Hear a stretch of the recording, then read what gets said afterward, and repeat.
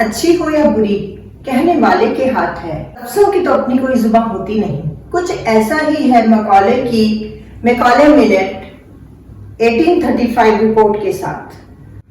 1834 में मैकॉले जो है वो इंडिया आए थे। इन्हें लॉर्ड विलियम बेंटिक ने अपॉइंट किया था क्योंकि एक विवाद चल रहा था 12-13 सालों से कि इंडियन को एजुकेशन किस लैंग्वेज में दी जानी चाहिए, इंडियन डायलेक्ट की लैंग्वेजेस में या फिर इंग्लिश में। तो उसका निपटारा करने के लिए लॉर्ड विलियम बेंटिक ने इनको अपॉइंट किया था एडवोकेट, और इन्होंने जो इंडियन एजुकेशन जब इन्होंने ये सब रिपोर्ट दी अपनी, जब रिकमेंडेशन की कि English he medium of instruction होनी चाहिए इंडिया में, तो बेंटिक ने इनकी बात को मान लिया। कुछ लोग मैकॉले को एक विजनरी मानते हैं, तो कुछ लोग जम के इनका इंग्लिश का जरूरत से ज्यादा पक्ष लेने के लिए क्रिटिसिज्म करते हैं। तो आज मैं आपके लिए मैकॉले मिनट का हिंदी ट्रांसलेशन करूंगी, लेकिन ये ट्रांसलेशन मैं वर्ड टू वर्ड ना करके सिर्फ पैरे में वो क्या कहना चाह रहे हैं उसका मीनिंग बताऊंगी मैं आपको। तो चलिए शुरू करते हैं। Macaulay minute 1835।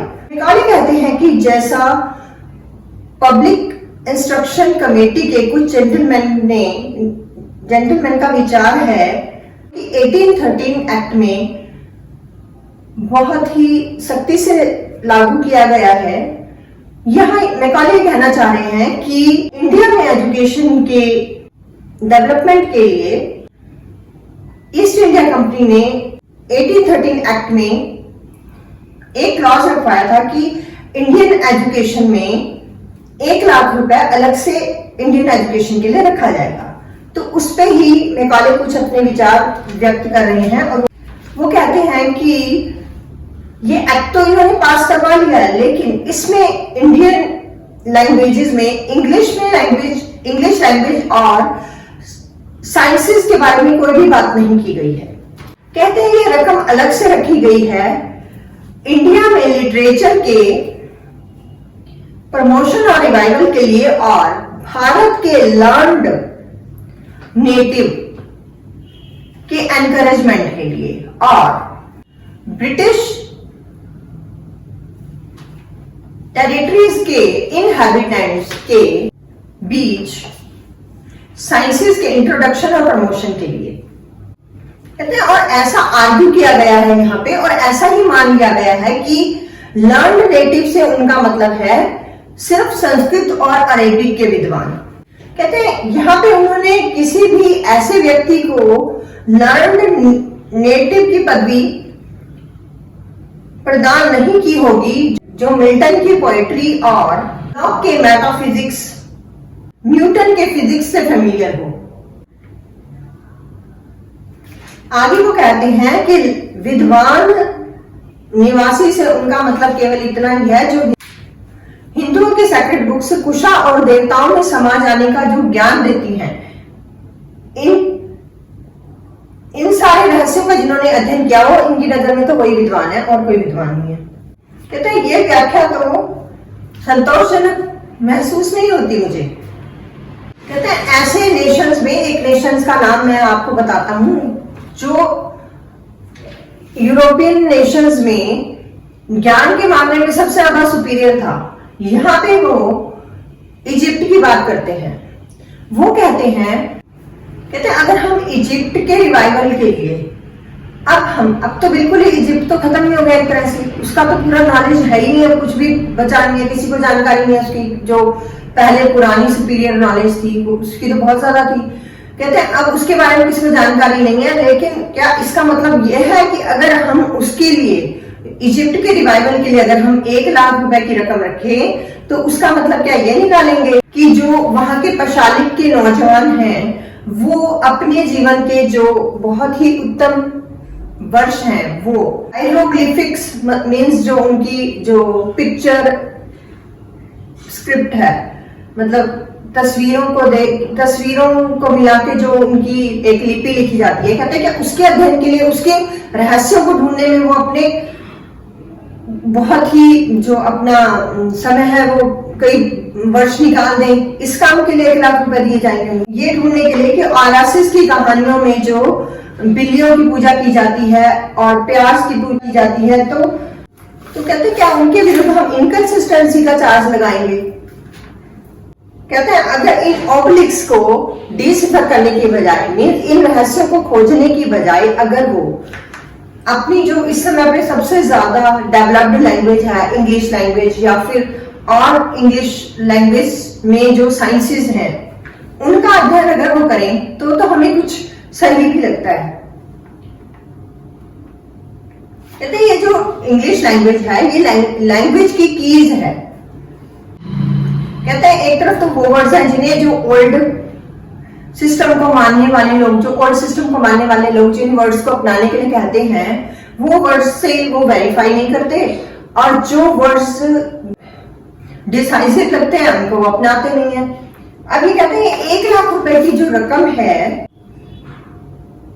कहते हैं ये सिर्फ रिवाइवल ऑफ इंग्लिश एजुकेशन के लिए नहीं रखी गई है, बल्कि जो ब्रिटिश टेरिटरी के जो इनहेबिटेंट्स हैं उनके बीच साइंसेस की इंट्रोडक्शन और प्रमोशन के लिए भी रखी गई है। कहते हैं और जो मैंने ये शब्द बोला है ना, तो यही काफी है। कहते हैं और कोई प्रूफ की जरूरत नहीं है यहाँ पे। कहते हैं कि जो ओरिएंटल सिस्टम को के जो सपोर्टर्स हैं वो एक ही बात को पकड़ के बैठ गए हैं, चेंज के विरुद्ध है, सारे चेंज के विरुद्ध है ये।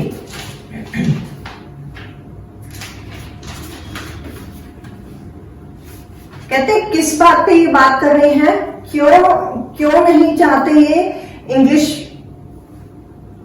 क्यों नहीं चाहते ये इंग्लिश सिस्टम, एजुकेशन का इंग्लिश सिस्टम क्यों नहीं करना चाहते इंडिया में? क्योंकि उन्हें लगता है कि जो भारतीय लोग हैं उनके फेथ को भी लेके चलना है, ये ओरिएंटल सिस्टम। अब मैं पहले आपको बता दूं, ओरिएंटल का मतलब है जो लोग ये चाहते हैं कि जो पूर्वी भाषाएं हैं या जो इंडिया में या इंडिया के आसपास के कंट्रीज में जो भाषाएं चल रही हैं, जैसे इंडियन हिंदी है, अरेबिक है, फारसी है और संस्कृत है, इन लैंग्वेजेस में ही इंडियंस को इंडियन डायलेक्ट के लैंग्वेजेस में ही शिक्षा दी जानी चाहिए। जबकि ऑकलिस्ट ये बोलते हैं कि इंडिया में लोगों को इंग्लिश की इंट्रोडक्शन और इंग्लिश लैंग्वेज भी सिखानी चाहिए ताकि वो और साइंसेस और मैथ्स जो दुनिया में चल रहा है उससे जुड़ सकें। अब ये कहते हैं कि खाली का ये मानना है कि संस्कृत या अरेबिक लैंग्वेजेस पे खर्च करना मतलब पैसा बर्बाद करना है। कहते हैं मुझे किसी भी रीजन से समझ नहीं आ रहा कि ये लोग क्यों चाहते हैं कि संस्कृत और अरेबियन बुक्स जो हैं वो इंडिया में पढ़ाई जाए। ये कहते हैं कि पब्लिक पर्स से, पब्लिक के पैसे से जो खर्चा हो रहा है उसको संस्कृत और अरेबिक पढ़ाने में क्यों खर्च किया जाए। वो कहते हैं कि अगर हमें एक सैनिटोरियम बनाना है, एक जो हेल्थ सेंटर बनाना है कहीं पे, तो हम उस जगह पे बनाएंगे ना जहां लोग उसे यूज कर सके, जहां वो फायदेमंद हो, ना कि हम उस जगह जाके उसे बनाएंगे जहां पे उसका कोई फायदा ही ना हो। एक पिलर भी हम खड़ा करते हैं और हमें थोड़े टाइम में लगता है कि ये बिल्डिंग जो बनेगी यूजलेस है, तो क्या हम उसके बाद भी उस बिल्डिंग की कंस्ट्रक्शन को कंटिन्यू रखेंगे? ऐसे लोग कहते हैं कि संपत्ति का अधिकार मानते हैं कि बहुत पवित्र अधिकार है, लेकिन अगर हमें पता है कि किसी संपत्ति को कोई जो संपत्ति धारक लोग हैं वो पूरी तरह बर्बाद ही कर देंगे, तो ये दुखद नहीं होगा कि उन्हीं लोगों को वो संपत्ति दी जाए। हालांकि संपत्ति का अधिकार बहुत पवित्र ही माना जाता है, लेकिन ये बहुत दुखद बात है कि ऐसे लोगों के सुपुर्द संपत्ति कर दी जाए जो हमें पता है कि उसे तहस नहस कर देंगे। अगर कोई व्यक्ति गवर्नमेंट को आके ये कहता है कि मैं अरेबियन और संस्कृत लैंग्वेज से कर सकता हूँ, तो उसको तो तुम ग्रांट दो, वो तो मैं मानता हूँ, मैं उस बात की रिस्पेक्ट करता हूँ कि हाँ ये ग्रांट मानने लायक है। कि कहते हैं लोगों के पब्लिक फेथ को घेरने के बजाय ना आप लोगों की उदारता की बात करो कि वो उसके बाद वो क्या कर रहे हैं, ये भी तो बताओ। क्या वो पैसा जो हम इन लोगों की एजुकेशन पे लगा रहे हैं उससे कोई फायदा हो रहा है?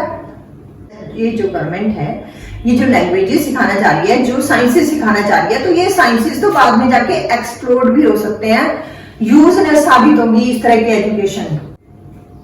कहते हैं कि पब्लिक इंस्ट्रूमेंट में एक भी शब्द ऐसा नहीं लिखा हुआ जिसमें ये लिखा हो कि गवर्नमेंट ने कोई वादा किया है कि तौर पे ऐसे फंड्स का अनअल्टरेबली कोई फिक्स्ड तौर पे कोई इनका रिजल्ट निकलता है। कहते हैं अगर ऐसा कर भी दिया ना गवर्नमेंट ने तो भी मैं इसको नहीं मानता। कहते तो भी मैं इस तरह के प्लेज में अपने जो हमारे पूर्वजों ने हमें बांधा है इसे मानने से मैं इनकार कर देता। कहते एक समय में जब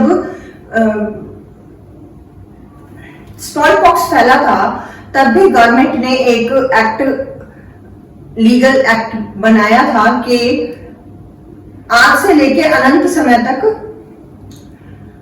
फंड रखा जाएगा स्मॉल पॉक्स के लिए। लेकिन फिर जेनर नाम के एक वैज्ञानिक ने स्मॉल पॉक्स का एक वैक्सीन निकाल लिया।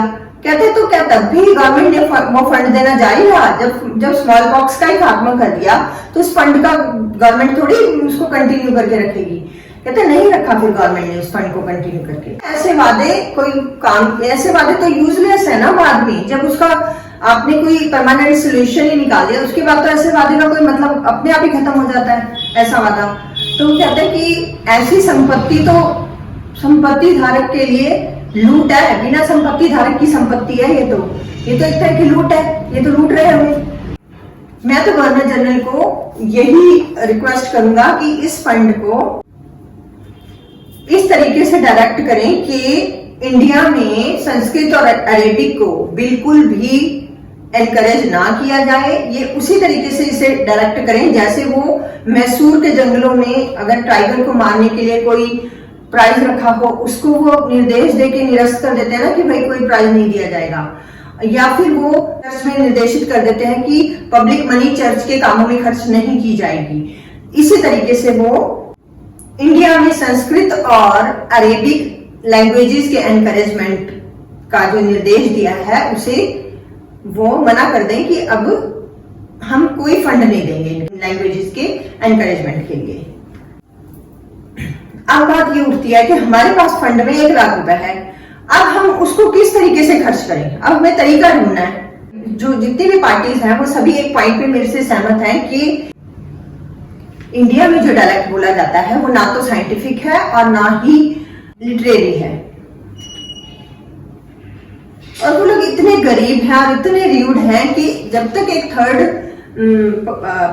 वहां पे पर्सन ना हो, वहां पे मतलब कोई थर्ड पर्सन का अरेंजमेंट अगर ना किया जाए तो उन्हें कुछ सिखाया कुछ कोई वैल्यूएबल वर्क उनके लिए ट्रांसलेट भी नहीं किया जा सकता। ऐसे में तो जो लोग इंग्लिश में पढ़ाई कर रहे हैं ना, अगर उनको भी बोला जाए ना कि वर्नैक्युलर में तुम उन्हें पढ़ा दो या वर्नैक्युलर में पढ़ लो, कहते वो भी नहीं पढ़ पाएंगे, वो भी प्रभावित हो जाएंगे। कहते वो हायर स्टडीज जो लोग कर रहे हैं उनकी बात कर रहे हैं। अब कहते वो भाषा कौन सी होनी चाहिए जिसमें भारतीयों को शिक्षा दी जा सके? कहते हैं आदि कमेटी ये सोचती है कि उन्हें उनकी ही भाषाओं में शिक्षा देनी चाहिए, उनके डायलेक्ट में शिक्षा देनी चाहिए। आदि कमेटी ये सोचती है इंग्लिश में शिक्षा देनी चाहिए। कहते हैं अब जहां तक संस्कृत और अरेबिक लैंग्वेजेस हैं, कहते हैं मुझे ज्यादा ज्ञान तो नहीं है, पर मैंने जितना सबसे ज्यादा फेमस जो लोग थे, सेलिब्रेटेड लोग थे, उनकी ट्रांसलेशंस को मैंने पढ़ा है, मैंने घर पे भी बात की है, मैंने यहाँ पे अपने ऑफिस में और सब जगह पे मैंने बात की है। कहते हैं और ओरिएंटल लोगों की वैल्यूएशन पे भी मैं इस बात को लेने को तैयार हूं। मुझे ओरिएंटल जो लोग इस बात को कहते हैं कि इंडियंस की लैंग्वेज में ही एजुकेशन देनी चाहिए, उनमें से भी एक भी ऐसा नहीं मिला मुझे जो ये कह दे कि यूरोपियन लाइब्रेरी की एक शेल्फ इंडिया और अरेबिया के सारे वर्ल्ड लिटरेचर के बराबर है। वास्तव में तो कमेटी के मेंबर्स ने वेस्टर्न यूरोपियन को इतना सुपीरियर माना है कि उन्होंने रिकमेंड किया है कि इंडियन लोगों को भी इस लिटरेचर की जानकारी दी जानी चाहिए। लिटरेचर का वो डिपार्टमेंट जिसमें ईस्टर्न राइटर सबसे ज्यादा सुपीरियर माने जाते हैं वो है पोएट्री। कहते फिर भी मुझे एक भी ओरिएंटलिस्ट ऐसा नहीं मिला जो ये कह दे कि जो इंडियन पोएट्री है वो यूरोपियन नेशंस की पोएट्री से किसी ने कंपेयर ही नहीं किया। कहते कोई एक ओरिएंटलिस्ट ऐसा नहीं है जो ये कह दे कि यूरोपियन पोएट्री को इंडियन पोएट्री से कंपेयर किया जा सकता है। मीन्स ये भारतीय पोएट्री को बहुत ही इंफीरियर बता रहे हैं यूरोपियन पोएट्री से।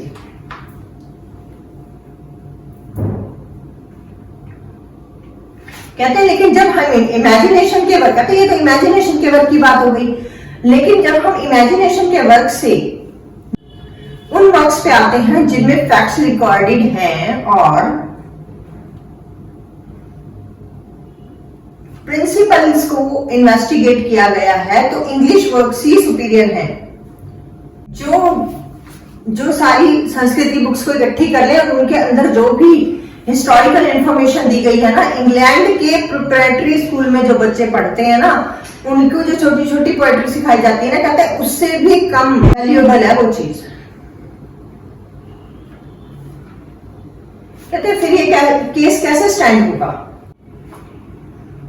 कहते हैं हमें ऐसे लोगों को एजुकेट करना है जो अपनी मातृभाषा में भी जिन्हें नहीं सिखाया जा सकता। कहते हैं और हमारी इंग्लिश लैंग्वेज का तो कोई दावा करना ही बेकार है, इसको सब लोग मानते हैं कि ये तो यूरोपियन लैंग्वेज में भी सबसे ज्यादा सुपीरियर लैंग्वेज है, ग्रीस से भी ज्यादा सुपीरियर हो चुकी है ये तो, जिससे इंग्लिश वालों ने खुद ने सीखा है उससे भी सुपीरियर है ये तो। जो इसकी जो हिस्ट्री है ना, उसमें कोई पैराग्राफ ऐसा ही शायद ही होगा कि जिसे आप छोटी मोटी कहानी समझ के यूं छोड़ दो, ऐसा कुछ नहीं है। इसके अंदर सब कुछ आपको पढ़ने के काबिल है सब कुछ। कहते हैं इसको तो एथिकल और पॉलिटिकल इंस्ट्रक्शन का व्हीकल माना गया है। एथिकल मतलब नैतिकता और पॉलिटिकल मतलब राजनीतिक बुद्धि ये प्रदान करती है अगर आप इसको पढ़ दो तो। कहते हैं जस्ट लाइवली नेचर या फिर ह्यूमन नेचर के बराबर कभी नहीं किया गया इसको, इसमें तो सबको सुपीरियर है। मेटाफिजिक्स ले लो, चाहे मोरालिटी ले लो, चाहे गवर्नमेंट ले लो, चाहे आप जूरिस्प्रूडेंस ले लो, मतलब न्यायिक चीजें ले लो, चाहे व्यापार ले लो, सब में एक्सपर्ट बना देगी इंग्लिश आपको, इंग्लिश के ग्रंथ। पर सबसे ज्यादा और प्रोफाउंड स्पेकुलेशन, मतलब बहुत ज्यादा इन पे विचार किया गया, रिसर्चेस की गई हैं, बहुत अंतर्ज्ञान से लिखा गया इनको।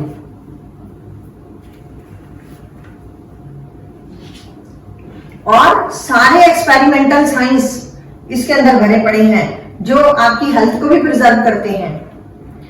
ये इंग्लिश की तारीफें कर रहे हैं। कहते हैं ये तो आपके आराम को बढ़ाता है और आपकी बुद्धिमत्ता को भी बढ़ाता है, और वो भी फुल और सही सही इंफॉर्मेशन देके।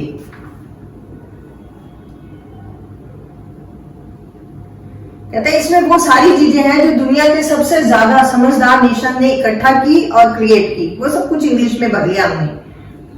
और वो भी 90 जनरेशन से जो सारे नेशन ने इकट्ठी की ना, वो 90 जनरेशन लगी, वो हमने कर लिया जल्दी से 200 सालों में, सब कुछ कर लिया, सब इकट्ठा कर लिया हमने। इस लैंग्वेज, इंग्लिश लैंग्वेज में जो फैला हुआ लिटरेचर है, अब ये इंग्लिश की तारीफों के पुल बांध रहे हैं और ये कह रहे हैं कि इंग्लिश भाषा में जो लिखा हुआ लिटरेचर है वो बहुत ज्यादा वैल्यूएबल है। ये वही लिटरेचर है जो आज से 300 साल पहले दुनिया की सारी भाषाओं में फैला हुआ था। अब ये एक बहुत इंपॉर्टेंट वर्ड बोलते हैं। अब आप देखिए कि दुनिया में, उस जमाने में भी दुनिया में बहुत ही, मतलब अपने आप को मॉडर्न डेमोक्रेटिक कंट्री कहलाने वाला इंग्लैंड आगे क्या कह रहे हैं, ये गवर्नमेंट में नेटिव्स के, भारत में इंग्लिश रूलिंग क्लास के द्वारा बोली जाने वाली लैंग्वेज है, और ये गवर्नमेंट में नेटिव की हायर क्लास के द्वारा बोली जाने वाली भाषा है। अब गवर्नमेंट में हायर क्लास में कौन हो गए? जो भी इंडियन भी हो सकते हैं उसके अंदर, इंडियन लोग जो बहुत ज्यादा पढ़े लिखे हो गए और जो हायर क्लास में शामिल हो गए, उनकी बात कर रहे हैं। ये ईस्ट के समुद्र व्यापार की भाषा है। ये दो महान कम्युनिटीज जो हैं, एक तो एक तो साउथ अफ्रीका, एक तो अफ्रीका के साउथ में और दूसरा ऑस्ट्रेलियन कम्युनिटी, इनकी भाषा है। ऐसी कम्युनिटीज जो प्रतिवर्ष हमारे साथ साथ हमारे इंडियन एम्पायर के साथ और ज्यादा नजदीकी से कनेक्ट होती जा रही हैं। कहते हैं चाहे हम अपने लिटरेचर की इंट्रेंसिक वैल्यू देखें, चाहे हम अपनी कंट्री की पर्टिकुलर सिचुएशन देखें, हमारे पास सोचने के स्ट्रॉन्ग रीजंस हैं कि इंग्लिश ही वो भाषा है जिसमें इंडियंस को एजुकेशन दी जानी चाहिए। क्या क्या पॉइंट्स बता दिए इन्होंने? रूलिंग क्लास की भाषा है, व्यापार की भाषा है, जो कम्युनिटीज नई उभर रही हैं उनकी भाषा है, जो इंडिया के साथ जो लोग जो भी कम्युनिटीज जुड़ रही हैं या व्यापार कर रही हैं उनकी भी यही भाषा है। इसलिए इंडियंस को इस भाषा में नॉलेज दी जानी चाहिए। इस भाषा को ही इंस्ट्रक्शन, मीडियम ऑफ इंस्ट्रक्शन इस भाषा को बनाना चाहिए। ये यहाँ पे अपना आर्गुमेंट दे रहे हैं। कहते हैं अब हमारे सामने, अब हमने ये भी डिसाइड कर लिया कि चलो हमने ये भी सोच लिया कि इंग्लिश ही सबसे अच्छी भाषा है। कहते हैं अब सवाल ये उठता है कि इनको सिखाएं कैसे, क्योंकि इंडिया वालों के पास तो ऐसे सब्जेक्ट है जिन पे उनके पास बुक्स ही नहीं है। जो यूनिवर्सल कन्फेशन से जो हम साइंस पढ़ाएं या जो भी चीज, जो भी हम सब्जेक्ट पढ़ाएंगे, वो जो इंडिया में जो सब्जेक्ट चल रहे हैं उनसे वो डिफर करते हैं। हमारे यहाँ पे जो राजाओं की हिस्ट्री है, ये राजाओं की हिस्ट्री से मिलती नहीं है। कैसे? ये कहते हैं कि हम उनके सब्जेक्ट जब हम उनको उनके सब्जेक्ट्स पे बुक्स प्रिंट करवाने पे आते हैं या फिर बुक्स लिखने पे आते हैं तो और ज्यादा हालात बदतर हो जाते हैं। चाहे हम फिलॉसफी की बात करें, चाहे हम ट्रू हिस्ट्री की बात करें, चाहे हम पब्लिक मनी पर चाहे हम पब्लिक एक्सपेंस पर काउंटेनेंस करें, मेडिकल डॉक्ट्राइन की बात करें, हमारा तो कहीं मेल ही नहीं खा रहा हमसे। कहते हैं इंग्लिश फेरियर जो हैं वो तो, अगर हम उनकी मेडिसिन की बात करेंगे ना, तो जो इंग्लिश फेरियर्स हैं वो तो बिल्कुल डिस्ग्रेस महसूस करेंगे उसमें कि ये क्या है, आगे ये कैसी दवाइयां हैं। कहते हैं एस्ट्रोनॉमी की बात करें तो बोर्डिंग स्कूल में लड़कियां हंसेंगी इस बात पे तो ठाका लगा के। कहते हैं हिस्ट्री की बात करें तो इन और नहीं 30 फीट से ऊंचे तो उनके राजा हैं और 30,000 साल से ज्यादा उनका रेंज चलता है। कैसे पढ़ाएं उनको? कहते हैं ज्योग्राफी की बात करें तो यहाँ पे sea of trickle, sea of butter की तो ये बातें करते हैं, मतलब चाशनी के तो इनके समुद्र हैं, मक्खन के इनके समुद्र हैं, दूध के समुद्र, ऐसी तो बातें करते हैं ये। कहते फिर भी कहते हैं ऐसा नहीं है कि हम बिना एक्सपीरियंस के बातें कर रहे हैं। कहते मैं ऐसे बहुत सारे आपको उदाहरण दे सकता हूं जो पहले जंगली थे, पहले अनपढ़ थे, लेकिन अब वो इंप्रूव हो गए। कहते क्यों हुए? जिन्होंने अपने प्रेजुडिसेस ओवरथ्रो कर दिए। प्रेजुडिस होता है पहले से ही एक धारणा बना लेना कि नहीं जी हमारा तो ऐसा ही है, पहले से किसी के बारे में कुछ भी धारणा बना लेना कि नहीं जी ये चीज तो ऐसे ही होती है। कुछ भी नया ना सीखना प्रेजुडिस वो होता है। और दूसरी चीज ये कहते हैं कि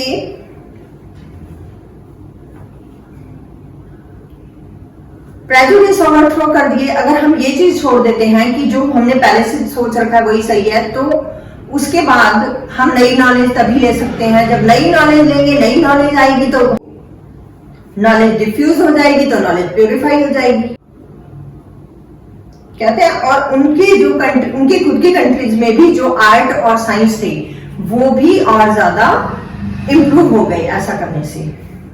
कहते हैं पहला उदाहरण तो ये खुद का दे रहे हैं। कहते हैं पहले के जमाने में ग्रीक कंट्रीज में और रोमन कंट्रीज में सबसे ज्यादा नॉलेज था, सब कुछ पढ़ने लायक था उनके पास, हर सब्जेक्ट पे पढ़ने की चीज थी और सबसे ज्यादा डेवलप्ड वही थे। कहते हैं लेकिन तो इंग्लैंड वाले, कहते हैं इंग्लैंड वाले उस समय पे नहीं थे इतने डेवलप। इंग्लैंड वाले जो थे वो तो लूटपाट करके काम चलाते थे। पहले बहुत पुराने जो हमारे ट्राइबल पीपल थे, कहते हैं लेकिन उन्होंने ऐसे थोड़ी किया कि उन्होंने ये पब्लिक इंस्ट्रक्शन कमेटी जिस तरह की बात कर रही है वैसा थोड़ी किया उन्होंने। अगर उन्होंने भी थ्यूसिडाइड्स और प्लेटो और सिसरो और टैसिटस की बुक्स ना पढ़ी होती, उनकी लैंग्वेजेस को ये नेग्लेक्ट कर देते, और अगर उन्होंने भी अपने पुराने डायलेक्ट को ही की तरफ ही ध्यान दिया होता, तो अगर उन्होंने भी एंग्लो सैक्सन्स के क्रॉनिकल्स और नॉर्मन फ्रेंच के लिटरेचर पर ही उन्होंने अगर ध्यान दिया होता और उन्होंने नॉर्मन फ्रेंच के रोमांसेस के अलावा कुछ और ना सिखाया होता, तो और अगर यूनिवर्सिटीज में भी कुछ ना पढ़ाया होता, तो क्या और कुछ प्रिंट भी ना किया होता, तो क्या इंग्लैंड आज वो होती जो आज वो है। ग्रीक और लैटिन भाषाएं हमारे इंग्लैंड के मोर और एस्टम के लिए जो स्थान रखती थी, वही स्थान आज इंग्लिश रखती है इंडियन लोगों के लिए। अब इंग्लैंड का लिटरेचर और उस क्लासिकल एंटिक्विटी यानी पुराने ग्रीस और रोमन बुक से भी ज्यादा, उनसे भी ज्यादा वैल्यूएबल है। कहते हैं पर मुझे संदेह है कि संस्कृत और अरेबिक का लिटरेचर कभी उतना वैल्यूएबल बन पाएगा जितना हमारा है। कहते हैं हिस्ट्री तो पक्का ही बहुत ही कम है, हिस्ट्री के मामले तो बिल्कुल जीरो उम्मीद है मुझे। आइए एक और उदाहरण देते हैं। अभी उदाहरण दे रहे हैं रशिया का। कहते हैं 120 वर्षों में ऐसी कंट्री ने इतनी ज्यादा डेवलपमेंट की है जो वाकई, जिसके नेटिव्स पहले जंगली थे, बार्बरस थे बिल्कुल, और लूटपाट करके काम चलाते थे। कहते हैं लेकिन उन्होंने कैसे तरक्की की है, रशिया की बात कर रहे हैं हम। कहते हैं क्योंकि जिस अज्ञान में ये कंट्री डूबा हुआ था उससे निकल के इन्होंने क्या किया। कहते हैं आज के जमाने में ये पेरिस और लंदन के बराबर है, और पेरिस और लंदन में बैठने वाले जो लिटरेरी सर्कल के आदमी है ना, उनके बराबर टक्कर देते हैं ये लोग आज। और कहते हैं एक समय आएगा जब ये इंग्लैंड और फ्रांस के बराबर हो जाएगा आने वाले सालों में ये रशिया। विजनरी तो है ये, पर इनका भी तो प्रेजुडिस नहीं छूट रहा। अब ये कहते हैं इन्होंने इतनी डेवलपमेंट कैसे कर ली मात्र 120 सालों में। एक बच्चे का उदाहरण देता है, जैसे यंग मस्कोविट, वो एक यंग माइंड है और उसका फादर जो है वो बहुत ही पुराने विचारों का है, और वो कहता है कि ओल्ड वीमेन की कहानियां सुन, और जैसा उनके पुराने जमाने में रशिया में हुआ करता था वो कहानियां सुन, वही चीजें पढ़। और इसके अलावा कहते हैं सेंट निकोलस की जो झूठी लेजेंड है, कहते हैं ये सब सुन के नहीं हुआ, और ना ही उसको विद्वान कह के उसको सिर पे चढ़ाया गया, ऐसा नहीं हुआ। बल्कि उन्होंने जब इंग्लिश लैंग्वेज और इंग्लिश साइंसेस को पढ़ा, तब जाके ये जो वहां के जो नेटिव्स हैं उन्होंने उसे पढ़ा, उन्हें अपनाया, यहाँ इंग्लैंड का कल्चर अपनाया, तब जाके वो इतना डेवलप हो गए कि आज डेवलप्ड कंट्रीज के बीच में उनकी गिनती होती है। रशिया के लिए कह रहे हैं। कहते हैं उन्होंने नॉलेज के उन सभी पॉइंट्स को मास्टर कर लिया जिनमें सबसे अधिक इंफॉर्मेशन भरी पड़ी थी, और इसी से रशिया सिविलाइज्ड बन गया। कहते हैं इंडिया के लिए भी ये लैंग्वेज वही काम करेगी, पर कहते हैं हमारे जो ओरिएंटलिस्ट है मतलब एक ही बात पे अड़े हुए हैं कि भाई इंडियन पब्लिक का कोऑपरेशन हमें प्राप्त जब तक नहीं होगा हम कुछ नहीं कर सकते। कहते हैं और उन्हें लगता है कि ये सिर्फ वो संस्कृत और अरेबिक सिखा के ही कर सकते हैं, जिसे मैं तो किसी तरीके से स्वीकार नहीं करूंगा। जब एक इंटेलेक्चुअल नेशन किसी अनएजुकेटेड पर्सन को सिखाने का काम अपने हाथ में लेता है तो उसे एक कोर्स भी तो प्रेस्क्राइब करके देना पड़ता है। कहते हैं जो और लर्नर जो होता है, सीखने वाला कौन सा कोर्स पढ़ता है, जो टीचर उसे प्रेस्क्राइब करके देता है। टीचर बोलता है ये सिलेबस है, लर्नर्स वही सिलेबस करते हैं। कहते हैं यहाँ तो लेकिन ये तो एक एविडेंस के द्वारा प्रूव किया जा चुका है कि हम उनकी इंटेलेक्चुअल हेल्थ की कीमत पर उन्हें उनके इंटेलेक्चुअल टेस्ट को कंसल्ट कर रहे हैं। कहते हैं वो तो बहुत ही बुरी बात है, क्योंकि उनकी इंटेलेक्चुअल हेल्थ, वो वही चीजें सीखना चाहते हैं जो उनके ग्रंथों में लिखी हुई है। जो हम सिखाना चाहते हैं उससे वो हेट करते हैं, और हम उन्हें वो सीखने से रोक रहे हैं जो उनके लिए एग्रीएबल है, जो वो सीखना चाहते हैं। एक तरह से तो हमें फोर्स किया जा रहा है कि हम उन्हें वो सब्जेक्ट सीखने के लिए उन्हें पे करें जो सब्जेक्ट सीखने में वो खुशी महसूस करते हैं। मतलब वो संस्कृत और अरेबिक सीख के खुशी महसूस करते हैं, उसके लिए पेमेंट हम दें, मतलब सरकार पेमेंट करे उससे, वो भी पब्लिक मनी से। कहते हैं पूरी दुनिया में, कहते हैं सब लोग अपने डायलेक्ट में सीखना चाहते हैं, सब लोग अपने डायलेक्ट को प्यार करते हैं, अपनी डायलेक्ट में बात करना चाहते हैं और अपने डायलेक्ट का सम्मान करते हैं। लेकिन पूरी दुनिया में कहते हैं एक भी बंदा ऐसा नहीं मिलेगा जो अपने डायलेक्ट में चीजें सीखने के लिए जिसे कोई पे करता हो।